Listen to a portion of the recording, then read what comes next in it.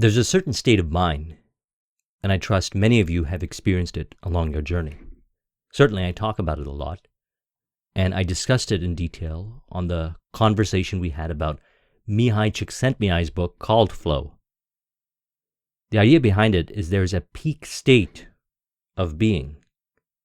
Now, what I've also found is that there's varying degrees of what we would call flow. Another way of looking at it is when we are mostly subconscious. The conscious mind is involved, but we are allowing the subconscious mind to create reality, to govern and facilitate our behaviors and actions, otherwise known as Wu Wei, or being autotelic at higher states of integration or longer durations of being in flow. Flow essentially is where challenge meets skill. So we all know what we have to do to produce the results. The ideas, the hunches, the inspirations, the actions, and the plans are received within. The idea of flow is minimal action, maximum output. It's about doing the right things, the accurate things, that is found by what we would call intuition, the inner voice. This ability is something that we all have access to, and we have always had access to. Children have it when they honor the intuition and bring themselves into a deep engagement with activities that they enjoy doing. In the process, they acquire skill, but they find themselves joyous and engaged with the activity, and thus acquire skill at a rapid pace. They also learn and understand at a rapid pace, and they find themselves joyous to the activity of learning. Now, we experience flow when we do what we love to do. Certain hobbies, sports, different activities, for me it's public speaking, are facilitators of a state of mind called flow. It's where the activity is engaging and somewhat challenging, like a puzzle. But we want to be there. We want to remain engaged in that activity. We find ourselves lost in the activity, deeply engaged in the activity, to the point where we don't have to worry about being distracted, because distractions are automatically excluded out of consciousness. It is in this deep state of flow where hunches, inspirations, ideas, and perspectives, and observations about ourselves are received within through visions, inner voice conversations, and we find ourselves deeply integrated into the now. Over the last handful of videos, we've been talking about the power of now and how all exists in the now. When you are in flow, you are engaged in the now, otherwise known as Wu Wei. One of our goals is to rearrange our mind so that we can experience reality to reflect that rearrangement of the mind. And one of the facilitators of rearranging our mind rapidly is the concept of flow. It is where the inner world is in harmony and in alignment with the outer world. One of the neurotransmitter releases that happens when we are in the state of flow is anandamide. And anandamide comes from a Sanskrit word, ananda, which means bliss. So, in the last video, we talked about the gifts, as Neville Goddard stated, the gift of speech and mind. And as stated in the discussion, as we work with the gifts of speech and mind, inner speech, we experience and bring forth what we desire, and we learn about ourselves. We learn about reality. And it is said that when we transcend, when we ascend from this life, speech and mind will remain and be our guides beyond. And as he stated from the Hermetica, those that attained bliss. Now, this is very much in parallel and in relation to the concept of heaven on earth, experiencing bliss while you are here. What we will find is that when we're truly engaged in what we're doing, the things we know we have to do, we experience the state of bliss, which is also what we would call flow. It is while we're in flow where dopamine is released, endorphins, on top of the anandamide and serotonin, dopamine being the feel-good transmitter, endorphins helping us relieve stress and pain, anandamide creating the sensation of bliss, and serotonin, also known as the happy chemical because of its contribution to well-being and happiness. All of this happens while we are in flow. Reflect back on times in your life where you experienced flow. What were you doing? Perhaps it was an artistic expression. As mentioned for me, I get it through public speaking or solving complex problems in the business world or figuring things out that is related to my interests. You can also find flow in sports. Certainly I do when I go to the gym, when I run. And there are many things that I have found that contribute to flow. In 2017, I had an interesting experience. I was in Playa del Carmen, Mexico, and I enjoy going there. And I had an inner voice conversation with myself. And I asked myself, if I reflect back on my life, when was I the most productive, the most effective, the most joyous, the most who I am? And what were those circumstances? What were those experiences?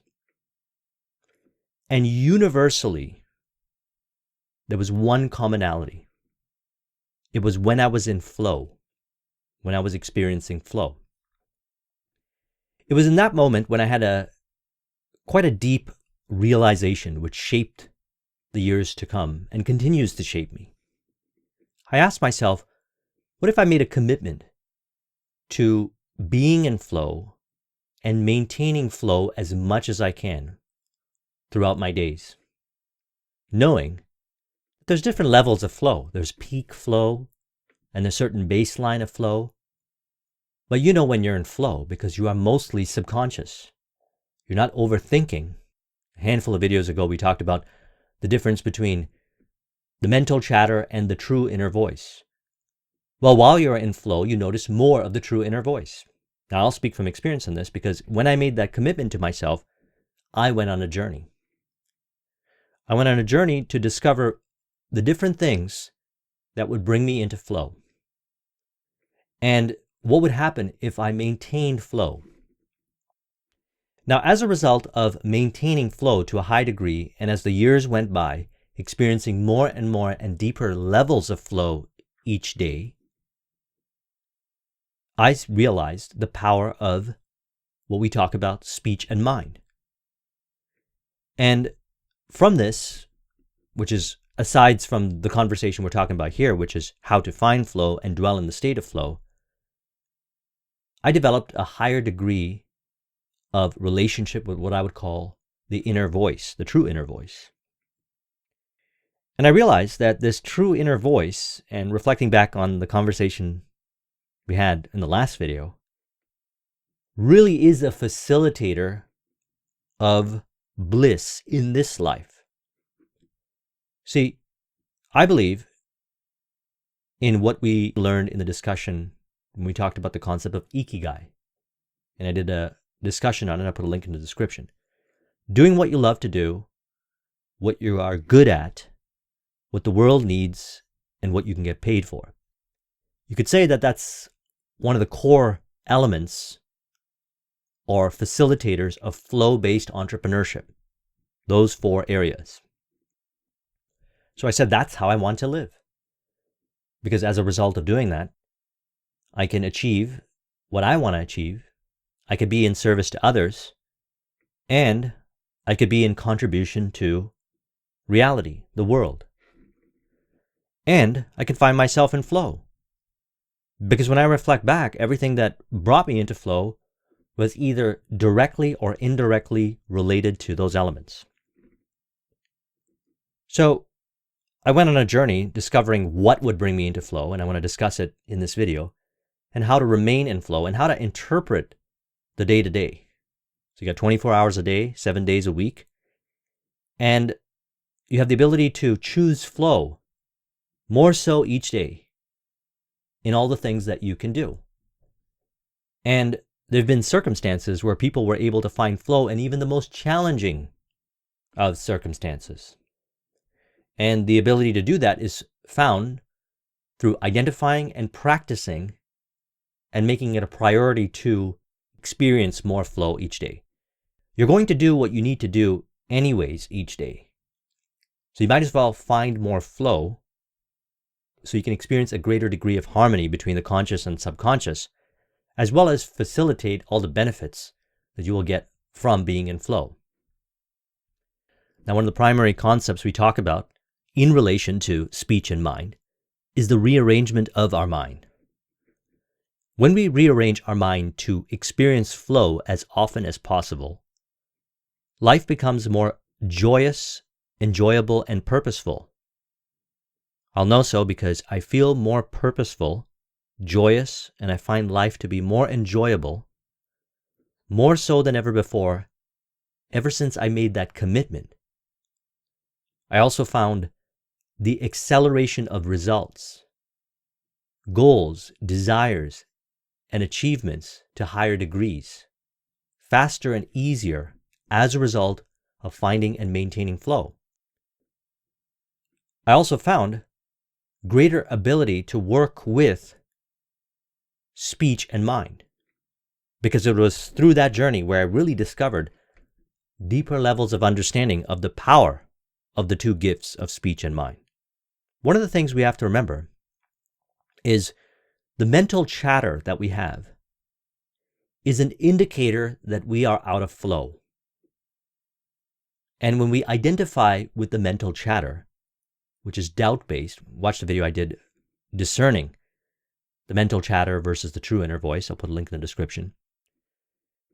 It's not so much the doubts that show up, it's the identification, the dwelling in it, which for me is what I found as something of a regular occurrence when I was not in flow.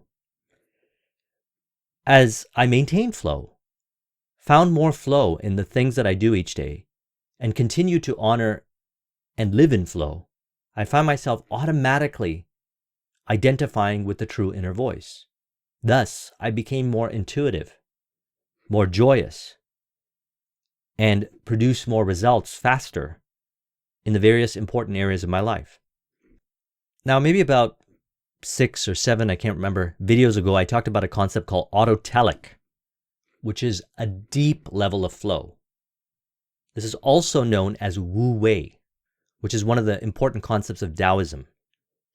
As stated, one of Taoism's most important concepts is Wu Wei, which is sometimes referred to as action of non-action. Wu Wei is a state of being in which our actions are effortless and effortlessly in alignment with the ebb and flow of the natural world. It doesn't mean that you're not doing. It means that you know what you have to do to produce the results. Now, last year I created this productivity program, and if you're interested in being a student of my programs, you can go through the link of the description. There's 5 of them. One of them is productivity, flow-based productivity. And the concept in there is that what you have to work with is your time, your energy, your resources, relationships, and opportunities or opportunity cost.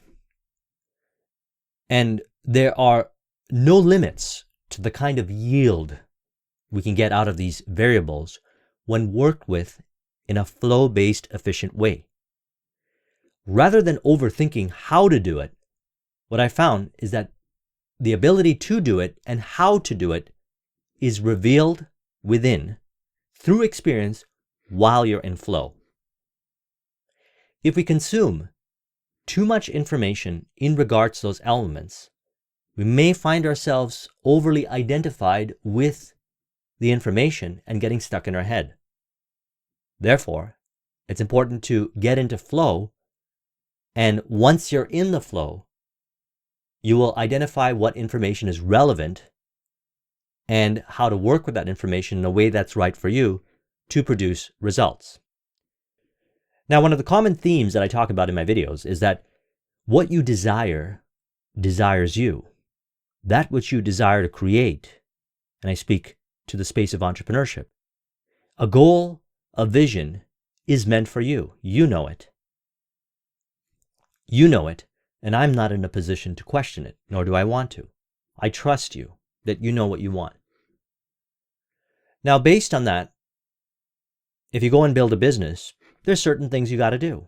There's your day-to-day activities, there's your marketing, there's your selling, there's your innovation, there's operations, there's leadership, a lot of different things. It's how we go about doing those things that facilitates a joyous, blissful journey to the destination and removes unnecessary complexity and convolution, which is a result of identifying with the mental chatter. What we want is a state of autotelic eventually, which is facilitated by flow. Now, flow is where challenge meets skill. So in the day-to-day activities, you set it up in a way where you experience challenge. But it's not too challenging to the point where you feel overwhelmed. This is usually a result of people overcommitting to things and not being able to say no. So it's not necessarily the thing in the outer world that breaks our flow. It's the meaning and association we have with it. However, we have the power to, at any moment, change how we relate to that outer world element. Number 2, accept it the way it is. I mean, really accept it. Or number 3, let it go. Remove it out of the environment. No longer participate in it. If we follow down this path, what we'll notice is that we will do the right things, the effective things, the high leverage things, the highest and best use things of our time, our energy, our resources, and will better be equipped to work with our relationships. Remember the video I talked about from the Joseph Murphy book? I did a couple of discussions ago, which I'll put a link in the description. The power of working with relationships and resources in the entrepreneurial space. All of that I mentioned is an effect of mind. So what we're doing is we're honoring the garden of mind by maintaining flow. By choosing flow and committing to flow and saying, I want to maintain flow and make that the priority, we allow the garden of mind to be cultivated in a way that brings forth the ideal behaviors, actions, insights, perspectives on the 5 sensory experience, so we produce results in a way that's right for us. Many different pathways to get to a destination. Fundamentally, we could say one from a place of force, another from a place of flow. Autotelic is something that you experience in deeper states of flow. One with actions and awareness become one. We release from forcing action, force-based action, and become more acclimated with doing less while producing more yield. Now, if we're very identified with force-based thinking, which is not from a place of flow, we might find this very hard to believe. I'll speak from experience on this. When I discovered Think and Grow Rich in 2004, there was a concept in there that at that time didn't really make sense to me. It was when he said, if you believe that money is a result of hard work alone, perish the thought. Now, when I heard that, I thought he was not making any sense whatsoever, because I came from a background of working very hard. Long hours, force-based, whatever it took to make the money, you got to do it. And it worked. And now I'm reading a book that says, if you believe that money is a result of hard work alone, perish the thought. It seemed like it really threatened a deeply rooted belief that I was holding dearly to. But something clicked in my mind. I said, wait a second, I still only have 24 hours in a day. And if I'm going to achieve higher levels of financial success or success in all areas of my life, because I was looking at many areas of my life, it's about doing things in a more intelligent way. So I became open to the idea. I started to believe it more. I started to affirm it more. And I started to change. And as I started to change, more accurately put, my mind became rearranged and identified with that belief. I then started to notice I was finding creative ways of earning. One of his facilitators for earning money was quality of service, quantity of service, and spirit of service. It then clicked in my mind that quality of service, quantity of service, and spirit of service as the facilitator for entrepreneurship, it had more to do with creative thinking. And then I started to find ways of delegating, ways of automation, and all kinds of effects that were a result of the rearrangement of the mind. Now, all of this, at that particular time, remember I had the reflection in 2017, was a result of being in flow. I would find those ideas, hunches, and inspirations while I was in flow. When I was building my IT business from 2009 to 2013, when I experienced the fastest, most rapid growth was when I was in flow. And I noticed that I was doing less and achieving more. However, I realized I was doing the right things, the accurate things. And I also realized that there's no limit to how leveraged we could be with our time, energy, resources, and opportunity costs, as well as working harmoniously with our relationships as facilitators, all as one. And then what started to happen was I started to come across even more information that taught me how to better work with these elements. And it brought me to the study of the concept of mental alchemy, which is essentially working with the elements in the outer world by changing how we look at reality from within. There's a saying, when we change the way we look at things, the things we look at change. What I realized that it was flow that would facilitate my way of thinking.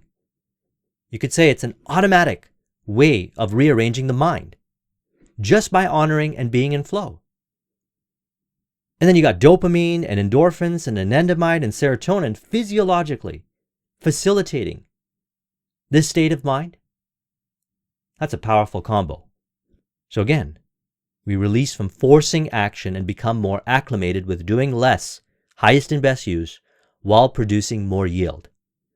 Actions are from inspiration, and they feel more natural. Inspiration, inspired action, and feeling more natural.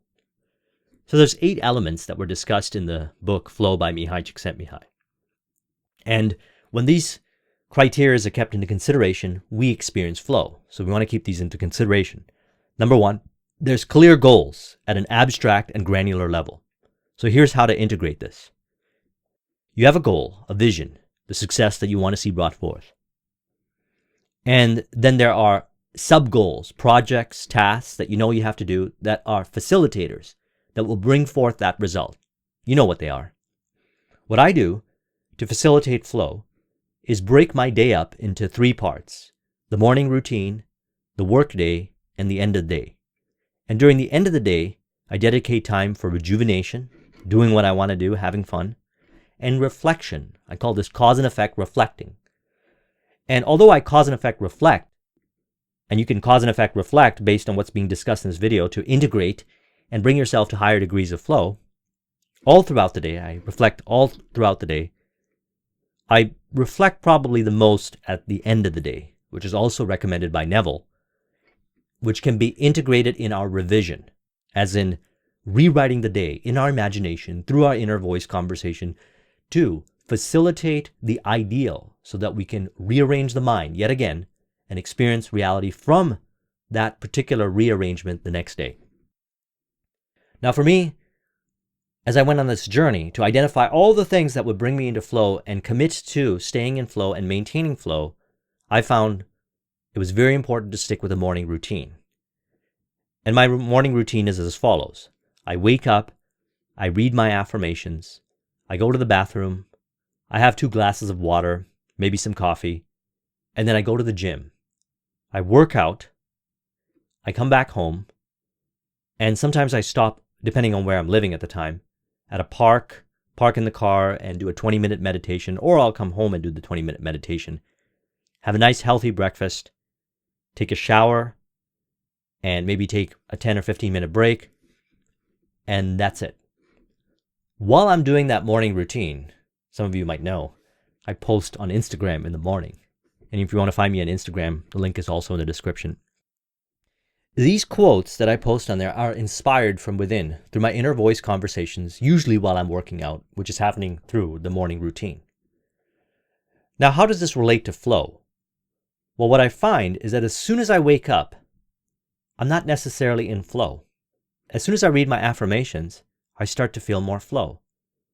And I follow those sequence of activities that I explained to you, and I get deeper and deeper into flow, higher degrees of flow. I can feel it. I know I'm in flow. I'm lighthearted. I'm mostly subconscious. I'm more fluid in my mind and my speech. And I'm one with, autotelic, the people, environment, circumstance, and information that reveals itself on the journey of the morning routine.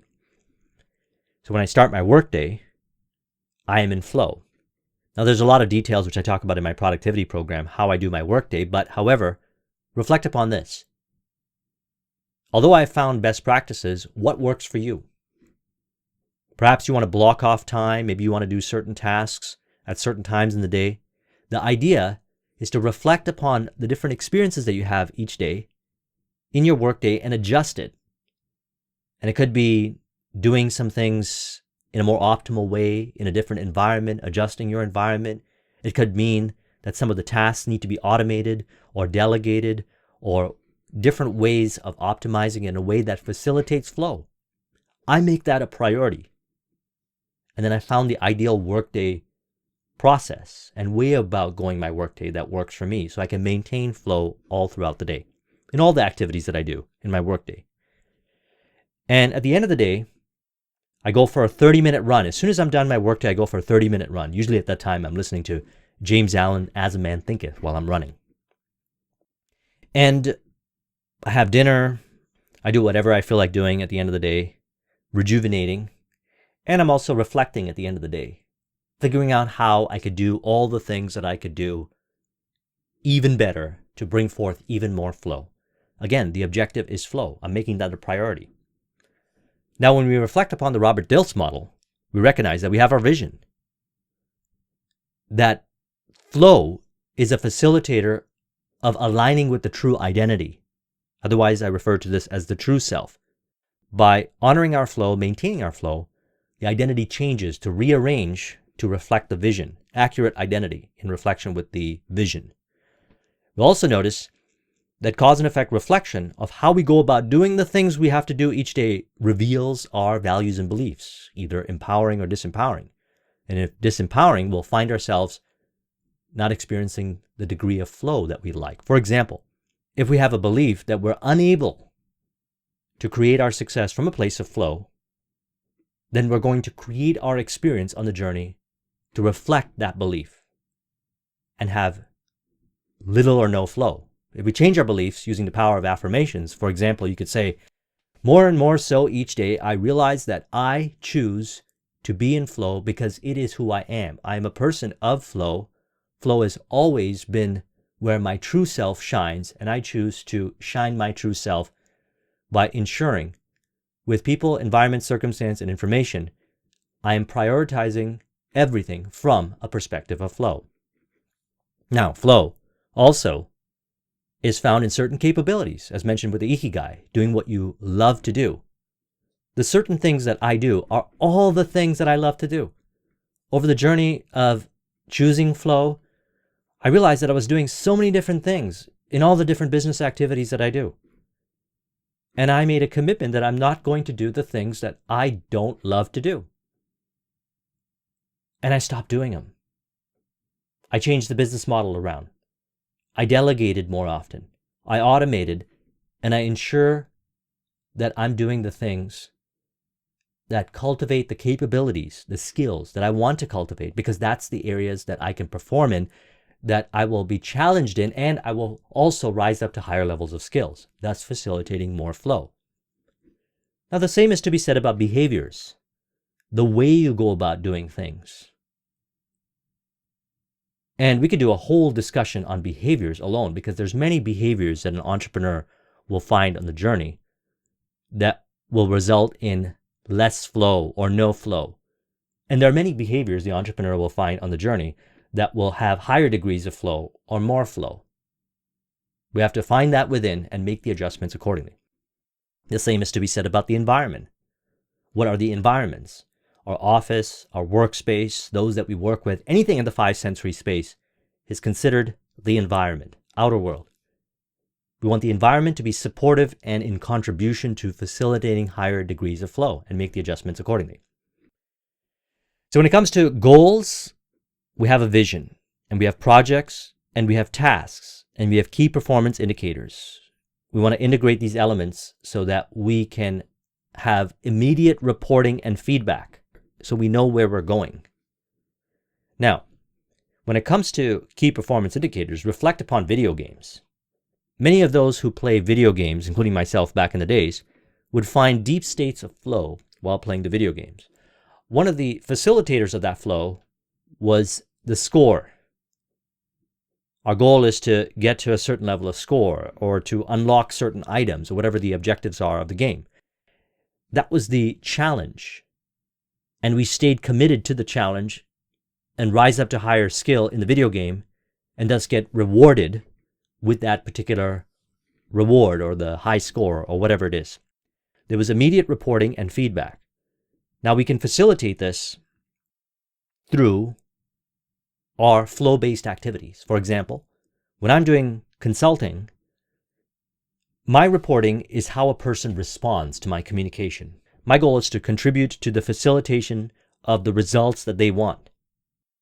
And I do this by all the things I've learned in consulting, in business building. And I'm observing how they respond. Immediate reporting. And based on how they respond, I adjust my communication accordingly to bring it into a level of realization or breakthrough or facilitation of the idea, hunch, insight, perspective from themselves as a result of the conversation. Immediate reporting, which is one of the reasons why I find flow. When I was doing live events, and I think I might have mentioned this, one time I was so in flow, I was doing about 16 flights in 30 days, doing all these live events as part of partnership with Iris Reading.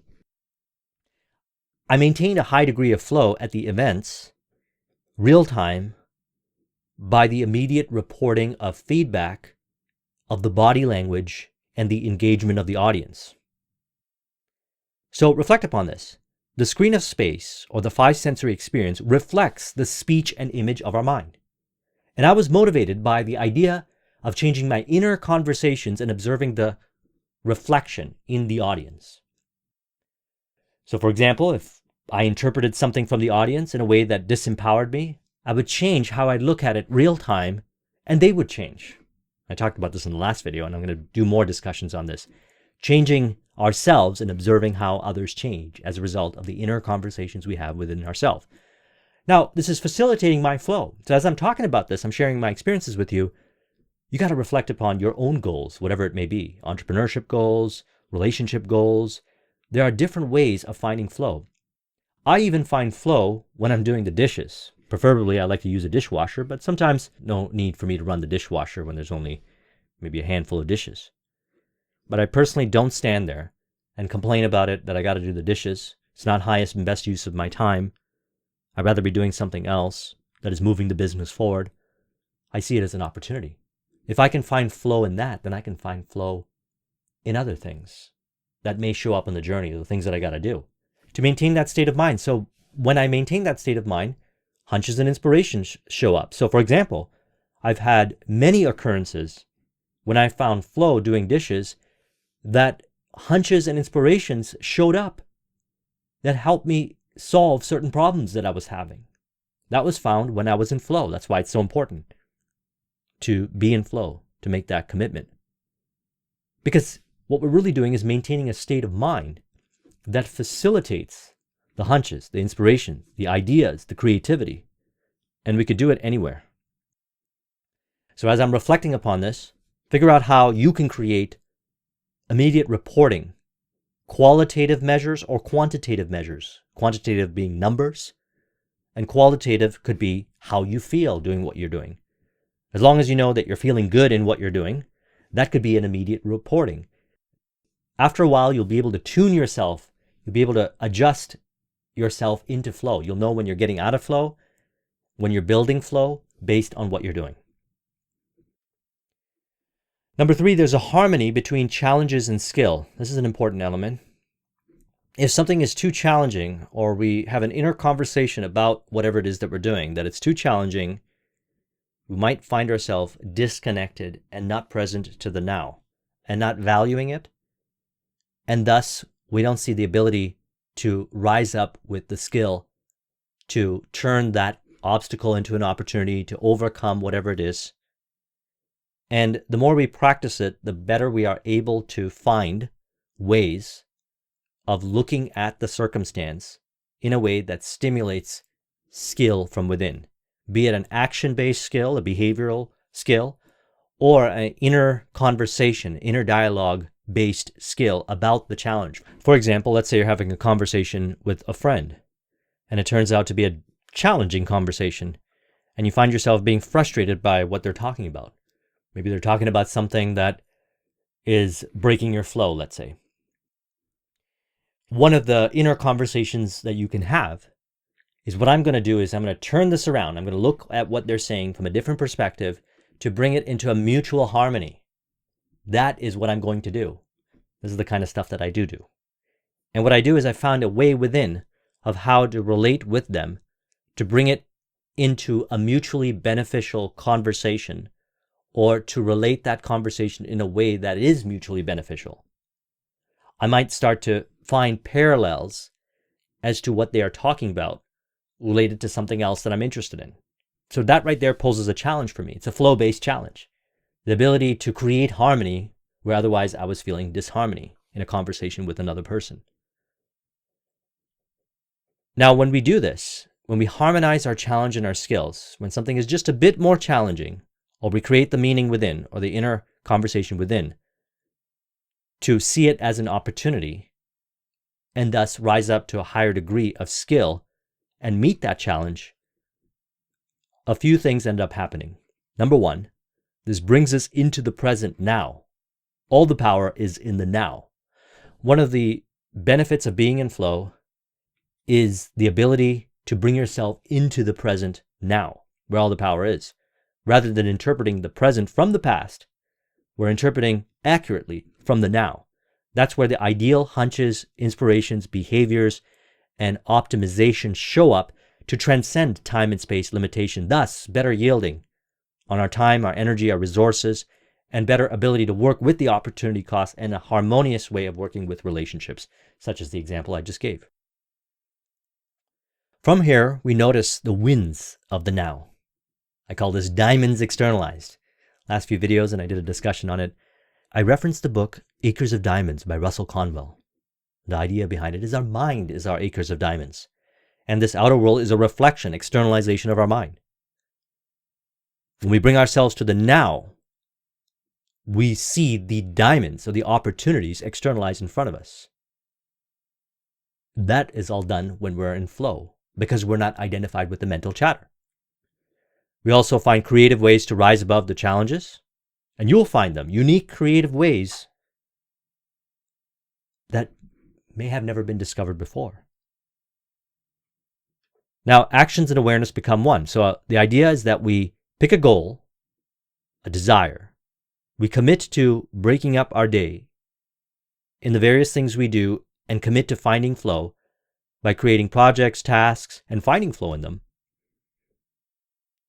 And we ensure that to the best of our ability, we can determine, identify, and work with immediate reporting and feedback.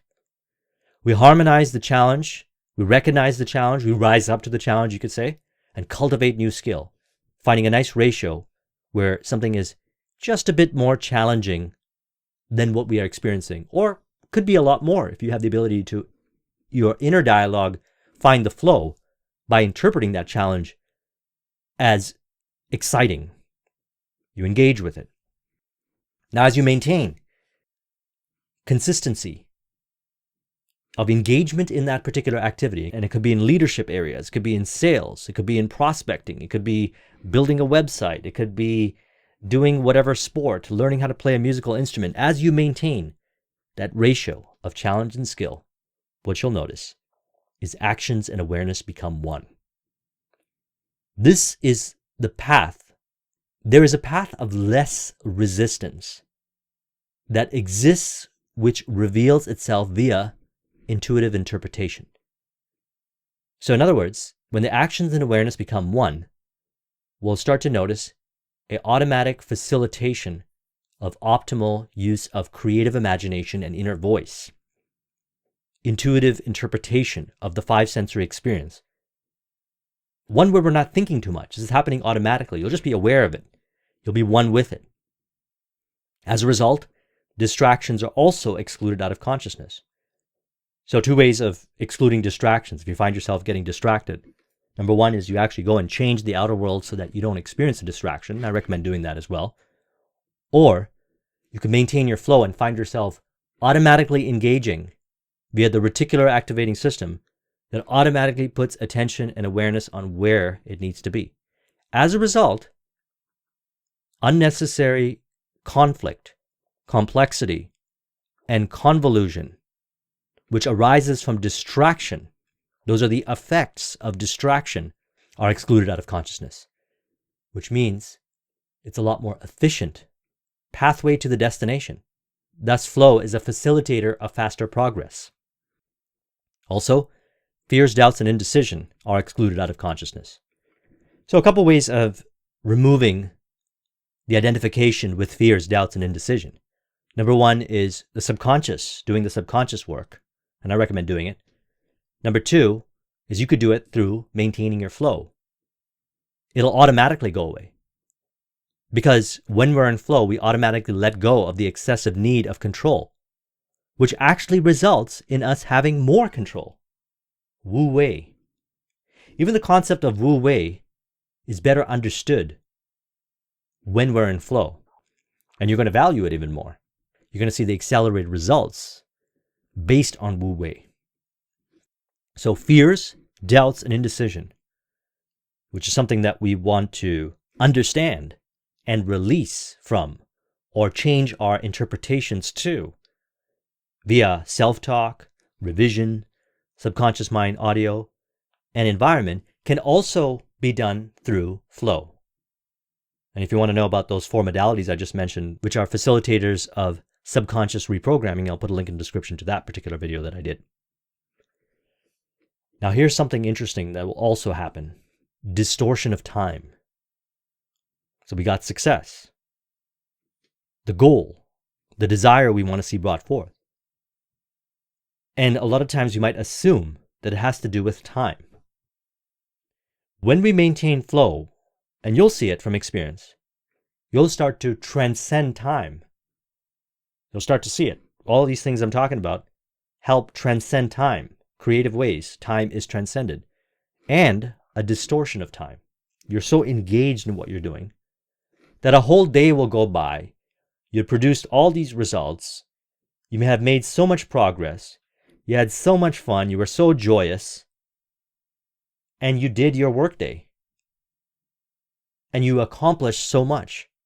But it didn't feel like it took 8 hours or 10 hours or whatever it is that you do. Now, this is not new, because think about a time in your life when you were so engaged in what you were doing that you actually experienced that distortion of time. Chances are you are in flow. This is a very important quote from Eckhart Tolle from The Power of Now. He says, "The enlightened person's main focus of attention is always the now. But they are still peripherally aware of time. In other words, they continue to use clock time, but are free of psychological time.